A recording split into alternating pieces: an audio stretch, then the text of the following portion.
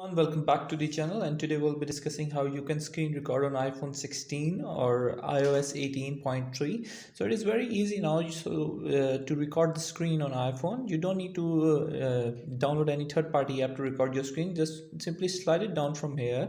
As you can see, after doing this, there's an option plus button here. Just tap on it, and after tapping on it, you can see that there is some options like this will come up. What you need to do is tap on the add a control button here, and then by selecting the option, you can see that there is a screen recorder option, which is the built-in app now available by Apple iOS 18.3. You can just tap on it and it will come up to your screen like this. Okay, so once you will come up on a screen like this, here is the screen recorder option. Just tap on it, and after a certain timer 3 to 1 second, it will start recording your screen. Okay, and whatever you're doing, it is recording within your screen, and after pushing up here and there's a stop button, you can stop and it will automatically save to your photos.